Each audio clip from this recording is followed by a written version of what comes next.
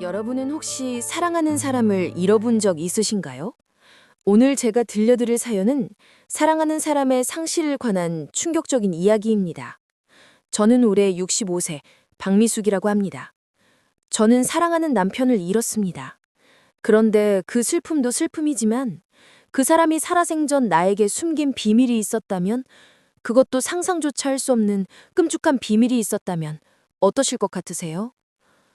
저는 지금 남편의 장례식을 치르고 난 지 일주일이 지났습니다. 아니, 정확히 말하면 제가 남편이라고 믿었던 그 사람의 장례식이었죠. 20년을 함께 산 남편이 저에게 감춰온 비밀, 그 비밀이 밝혀지는 순간 제 인생 전체가 한순간에 무너져 내렸습니다. 저는 45세 남편을 잃었습니다. 첫 남편이요. 고등학교 때부터 연애해서 결혼한 제 인생의 전부였던 사람이었죠.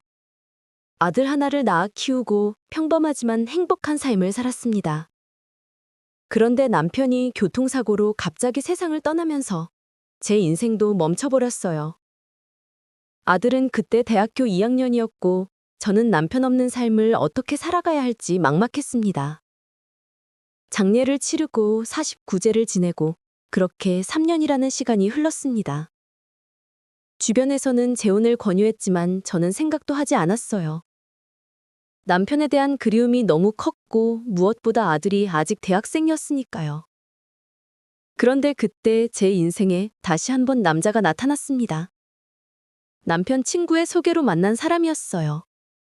이름은 김철수, 당시 48세였습니다. 처음 만났을 때부터 느낌이 좋았어요. 말투도 부드럽고 저를 배려해주는 모습이 고마웠습니다. 저도 5년 전에 아내를 암으로 잃었습니다. 그 슬픔, 저도 잘 알아요. 철수 씨는 자신도 홀압이라며 저와 비슷한 처지라고 했습니다. 자식은 없다고 했어요. 아내가 아이를 가질 수 없는 몸이었어요. 그래도 우리 둘이서 행복하게 잘 살았는데 너무 일찍 떠나버렸네요. 저는 철수 씨의 그 말이 진심이라고 믿었습니다. 같은 아픔을 겪은 사람끼리 서로를 위로하고 의지하며 살 수 있을 것 같았어요. 사귄 지 1년쯤 됐을 때 철수 씨가 청혼을 했습니다. 미숙 씨, 우리 이제 외롭지 말고 함께 살아요. 제가 평생 책임지겠습니다. 저는 고민했어요. 아들에게 물어봤죠. 엄마가 행복하면 나도 좋아. 엄마 혼자 사시는 거 보기 힘들었어. 재혼하셔. 아들의 허락까지 받았으니 더 이상 망설일 이유가 없었습니다. 우리는 2003년 조촐하게 결혼식을 올렸습니다. 저는 49세, 철수 씨는 52세였어요. 결혼 후 삶은 평온했습니다.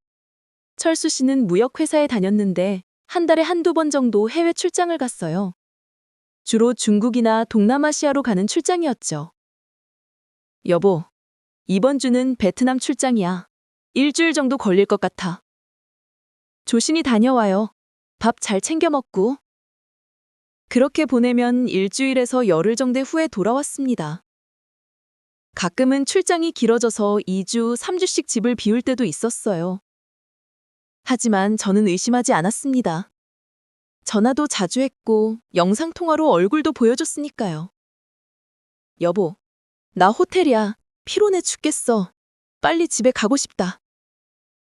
호텔 방 배경이 보이고 철수 씨의 피곤한 얼굴이 보였습니다. 의심할 여지가 없었죠.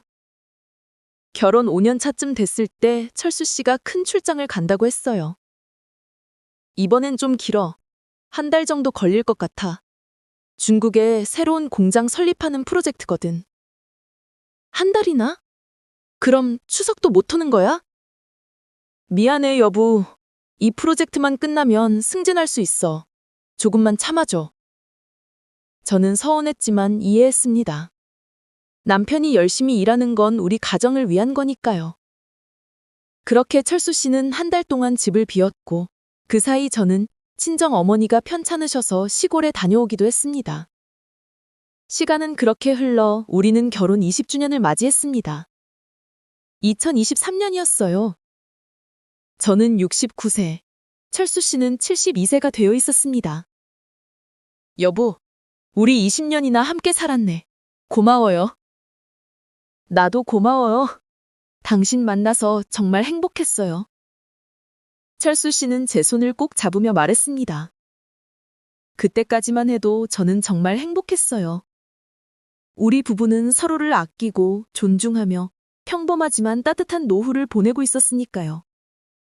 그런데 그로부터 3개월 후, 제 인생이 완전히 뒤집히는 사건이 일어났습니다.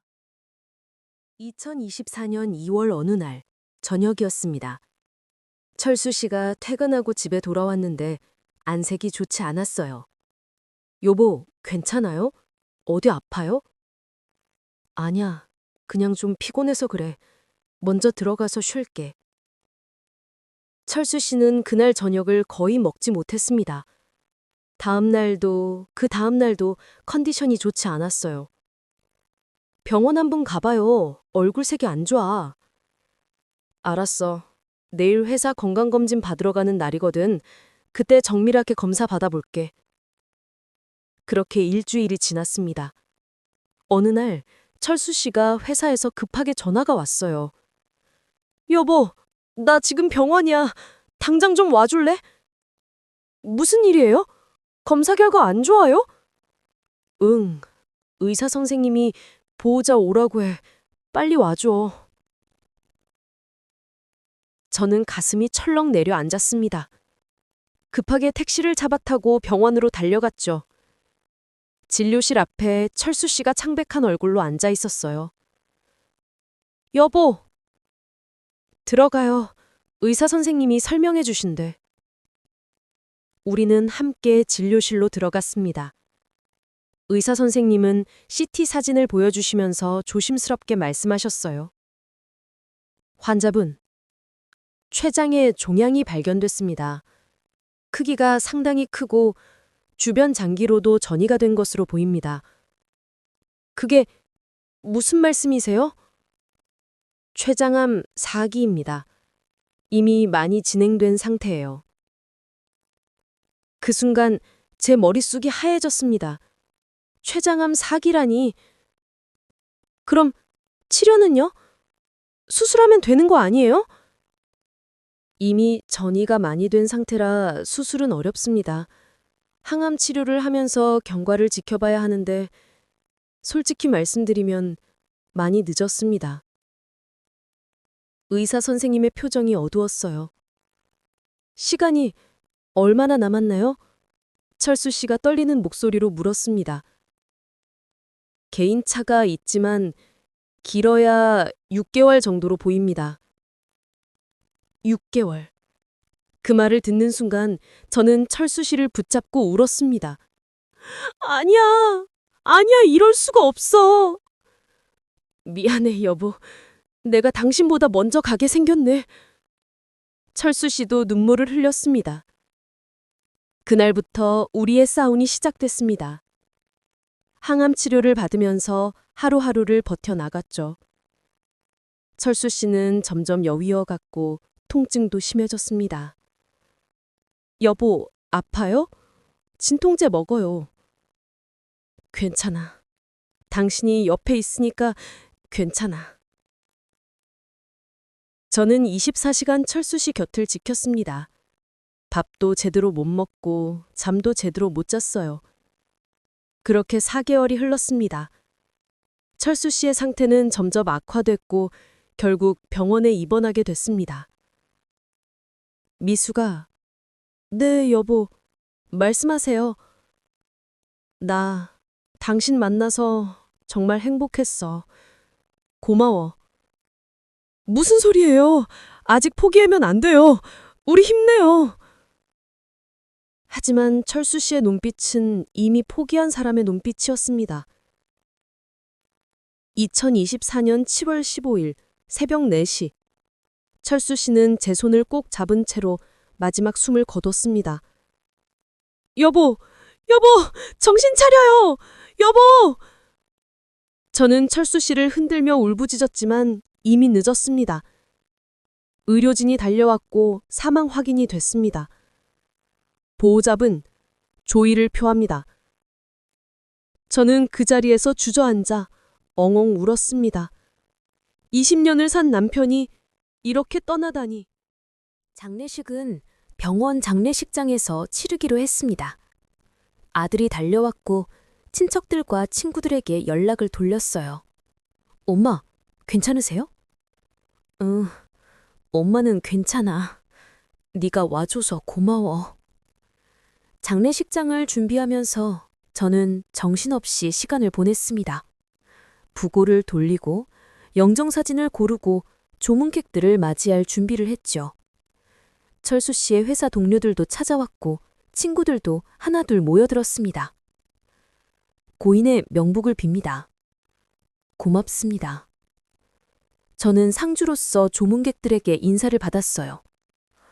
그런데 장례 첫날 저녁이었습니다.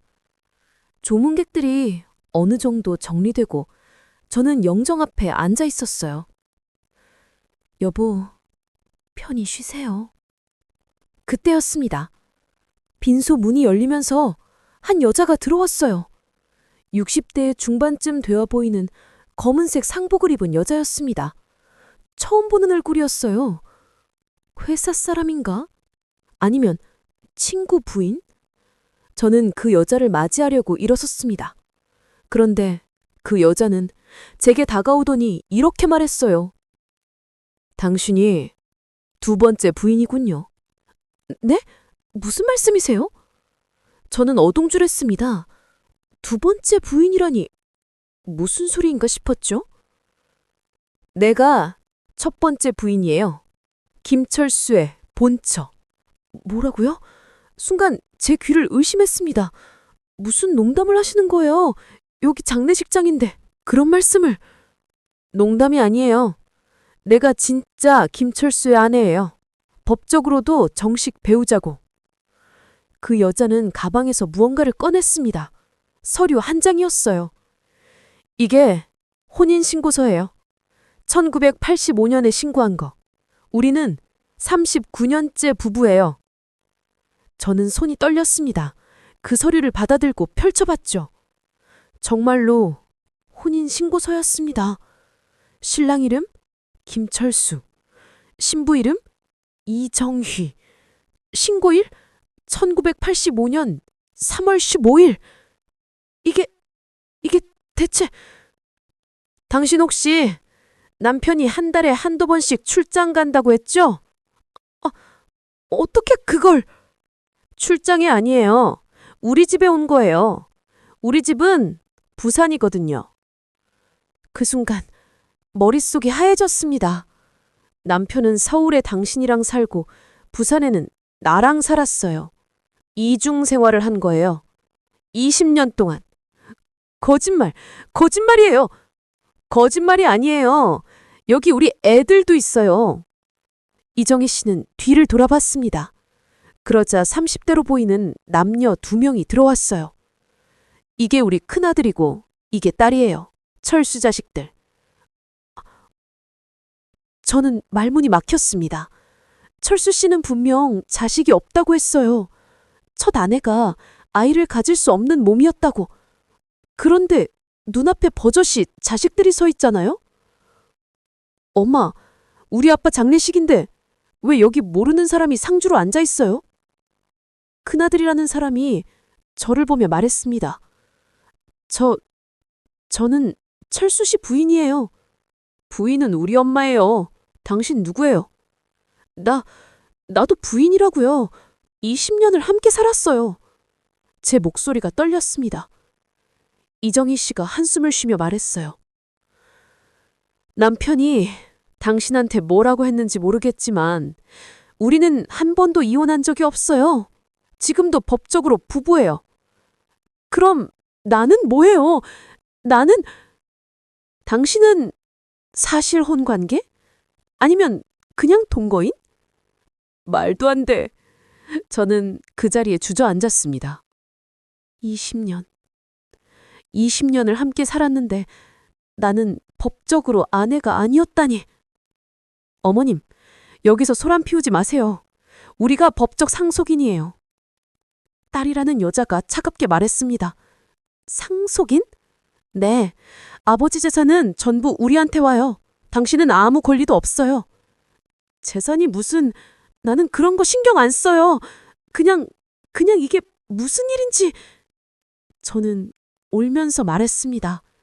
그때 제 아들이 달려왔어요. 엄마, 무슨 일이에요? 이 사람들이 철수 씨 가족이래요. 뭐라고요? 제 아들도 충격받은 표정이었습니다. 이정희 씨가 제 아들을 보며 말했어요. 당신 아들이에요. 당신도 재혼이었나 보네요. 그게 무슨 상관이에요? 상관없죠. 어쨌든 우리가 법적 배우자고 상속인이니까 장례는 우리가 치를게요. 당신들은 이제 가보세요. 뭐라고요? 지금 무슨 소리 하는 거예요? 제 아들이 버럭 소리쳤습니다. 하지만 이종희 씨는 냉정했어요. 장례지도사님, 여기에 혼인신고서 확인해 주세요. 제가 법적 배우자 맞죠? 장례지도사가 난처한 표정으로 서류를 확인했습니다. 네, 법적으로는 이정희 님이 배우자가 맞습니다. 그럼 장례 진행은 저희 쪽에서 하는 게 맞겠나요? 잠깐만요. 지금 뭐 하는 거예요? 저는 소리쳤지만 아무도 들어주지 않았습니다. 이정희 씨는 제자리에 앉아서 조문객들을 받기 시작했어요. 고인의 명복을 빕니다. 감사합니다. 저는 쫓겨났습니다. 20년을 함께 산 남편의 장례식장에서 법적 아내가 아니라는 이유로 쫓겨난 거예요. 엄마, 가요. 여기 있어봤자. 아들이 제 팔을 잡았습니다. 저는 영정사진을 한번 돌아봤어요. 환하게 웃고 있는 철수 씨의 얼굴. 여보, 이게 무슨 일이에요? 왜 이런 거짓말을... 눈물을 멈추지 않았습니다. 저는 비틀거리며 장례식장을 나왔어요. 집으로 돌아온 저는 며칠 동안 아무것도 하지 못했습니다. 밥도 못 먹고 잠도 못 잤어요. 엄마, 정신 차려요. 이러다 엄마까지 쓰러지겠어요. 나는 뭐였을까? 20년이 뭐였을까? 저는 계속 중얼거렸습니다. 아들이 변호사를 알아봐줬어요. 엄마, 일단 법률 상담 받아봐요.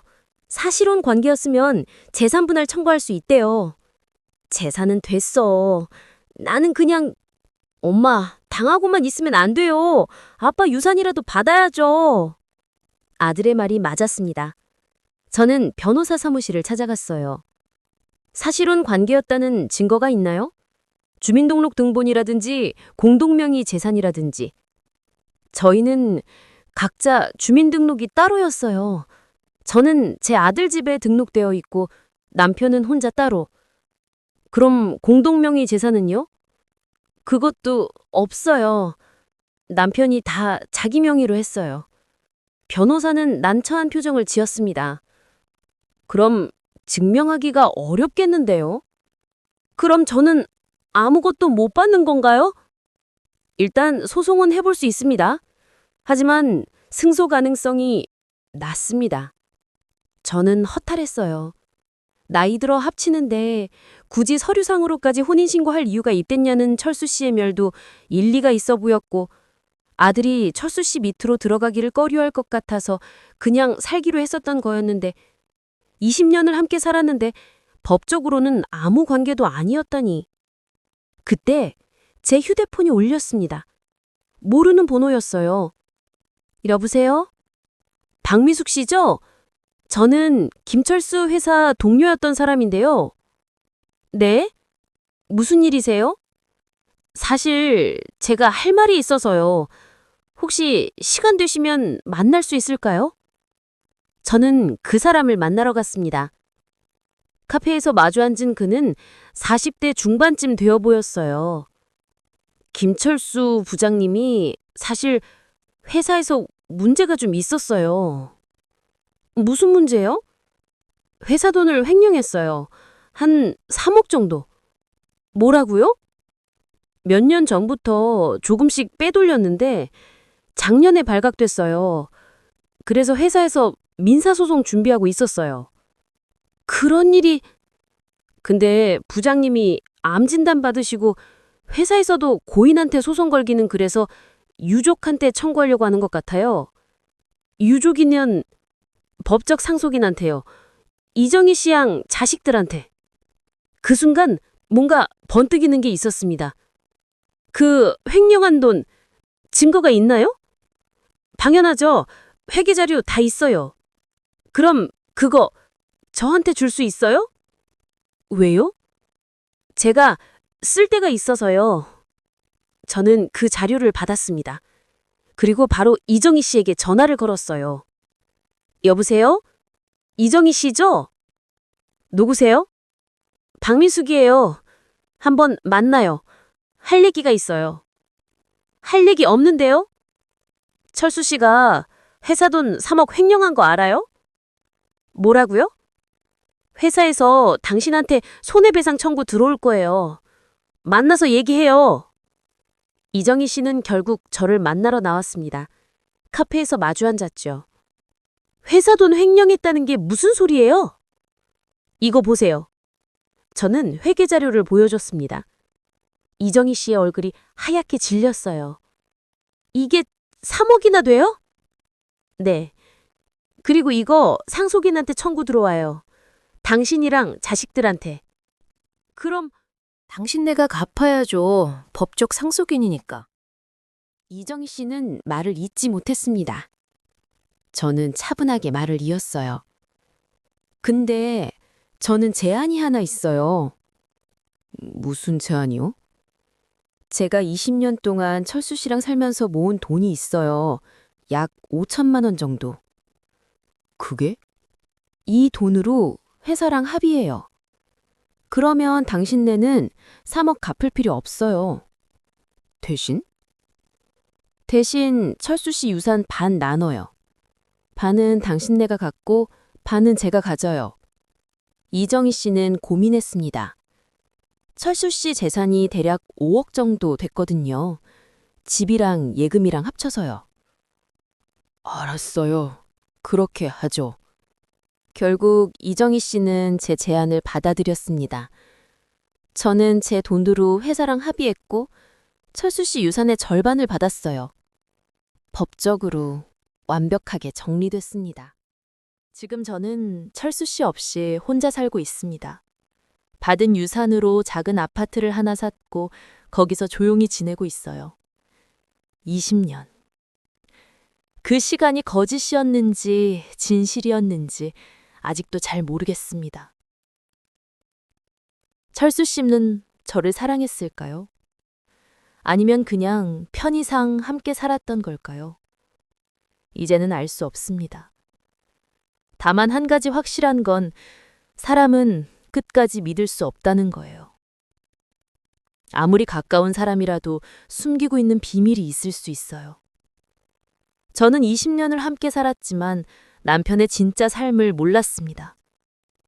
여러분은 어떻게 생각하시나요? 저처럼 속고 살았던 적 있으신가요? 아니면 주변에 이런 일을 겪은 분이 계신가요? 댓글로 여러분의 생각을 들려주세요. 그리고 만약 비슷한 상황에 계신 분이 있다면 꼭 법률 상담을 받아보세요. 사실혼이든 동거든 권리는 찾을 수 있습니다. 절대 포기하지 마세요.